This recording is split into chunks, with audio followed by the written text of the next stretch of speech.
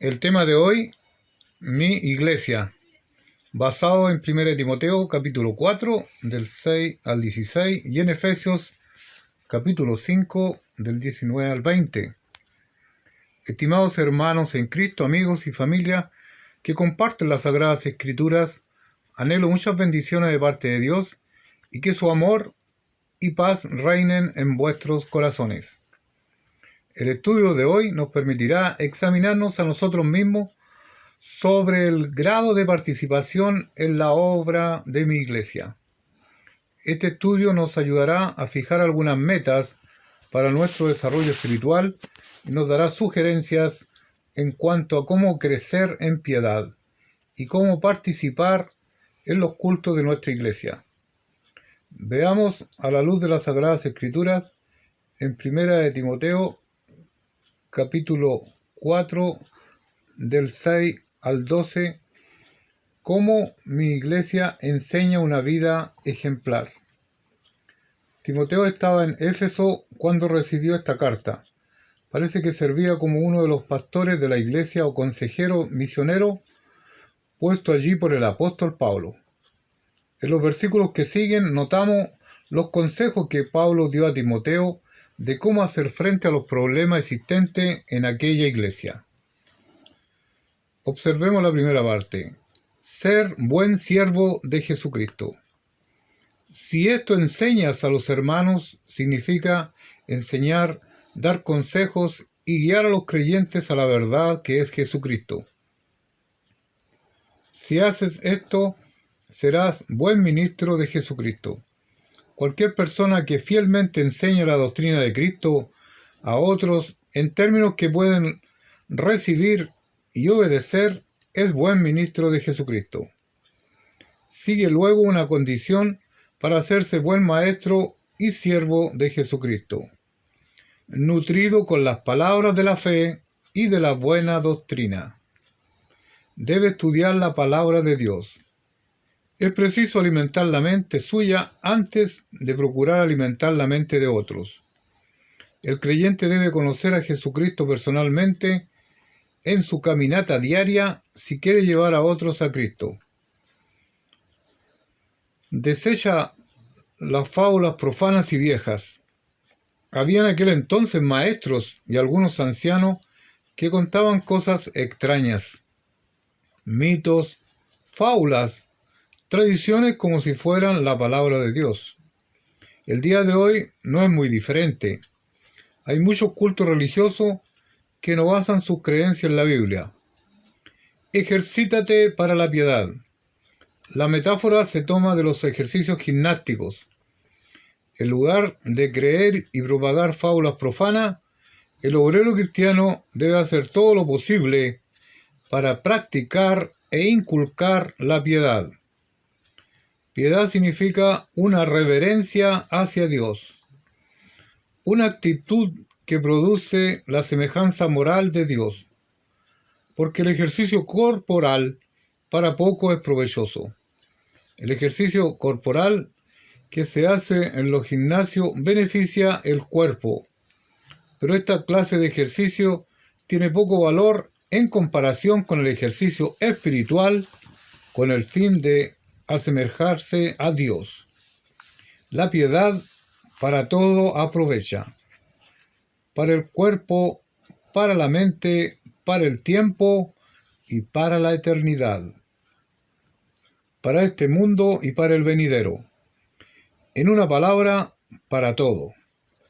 Los ritos y las ceremonias son en realidad ejercicios corporales que poco aprovecha el espíritu. Palabra fiel es esta, y digna de ser recibida por todos. Ejercítate para la piedad no es un desafío a los pastores y diáconos, es para todos los creyentes. El desafío a la piedad a veces cuesta sacrificios personales, que por esto mismo trabajamos. La palabra traducida trabajamos quiere decir trabajar al punto de estar rendidos. Pablo trabajaba de esta manera. Y sufrimos oprobios, aunque es cierto que Pablo y Timoteo sufrían insultos, Una mejor traducción sería: nos esforzamos hasta lo sumo, porque esperamos en el Dios viviente, en contraste con los dioses ficticios adorados por la mayoría de la gente en aquel entonces, que es el Salvador de todos los hombres, mayormente de los que creen. Salvador se usa de dos modos en el Nuevo Testamento, como el Creador, preservador y benefactor de todos los hombres, Mateo 5:45, y como el autor de la salvación del alma ofrecida a todo, 1 Timoteo 2 del 4 al 6, el cual quiere que todos los hombres sean salvos y vengan al conocimiento de la verdad, porque hay un solo Dios y un solo mediador entre Dios y los hombres, Jesucristo hombre. Esto manda y enseña. Timoteo y todo obrero cristiano está comisionado para enseñar clara y positivamente las doctrinas del Evangelio. Debe también vivirlas. Ninguno tenga en poco su juventud.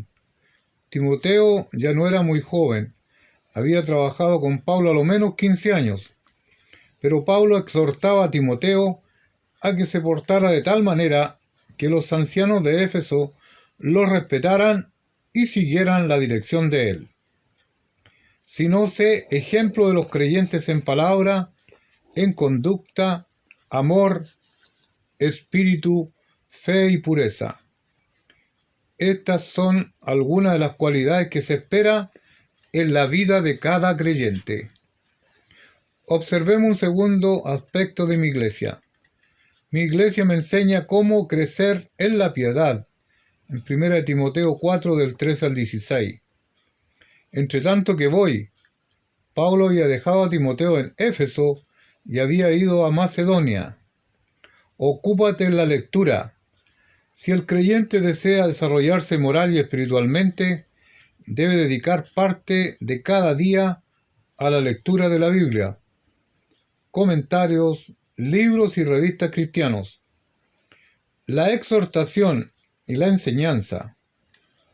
Siendo Timoteo misionero, debía ser apto para enseñar la palabra de Dios, la doctrina, la historia del cristianismo, la metodología administrativa de la iglesia y otras.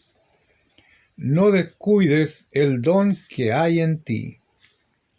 Cada creyente tiene un don o aptitud especial que Dios le ha concedido para uso en su servicio. Tenemos la obligación de cultivar este don, que te fue dado mediante profecía. Ocúpate en estas cosas. Timoteo debía dedicar el tiempo necesario al desarrollo de sus dones y la preparación para enseñar y predicar. Permanece en ellas.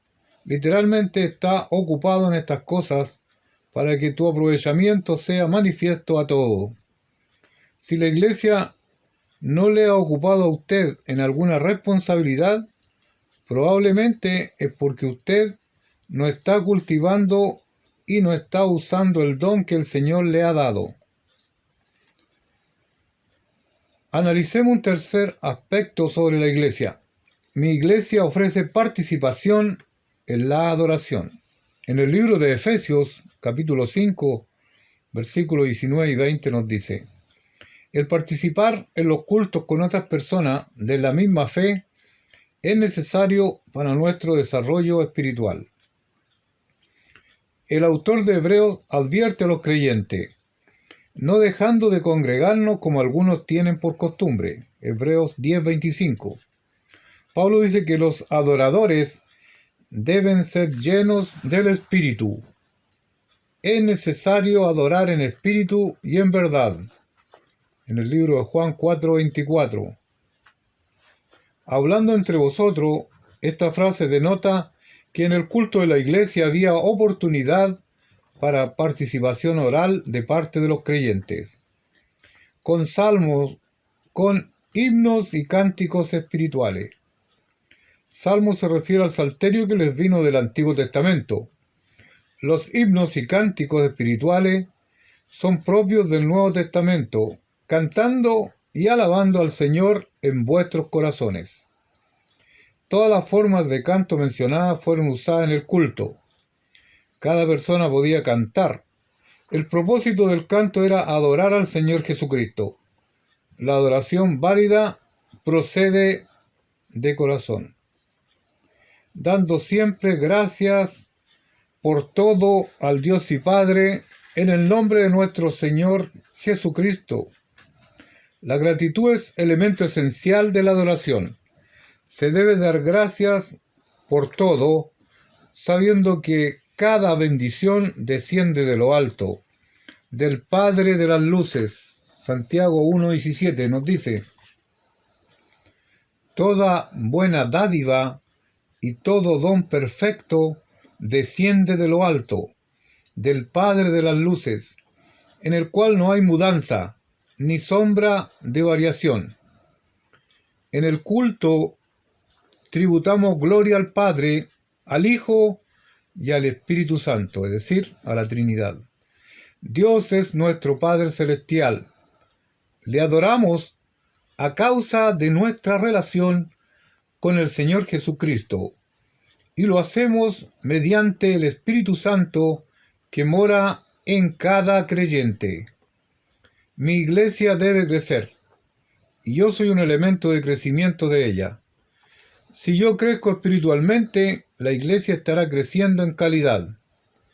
Si yo traigo a otros a los pies de Cristo, la iglesia también estará creciendo en cantidad. Este crecimiento no es responsabilidad del pastor solamente, es responsabilidad de cada miembro de la iglesia. Amén y amén.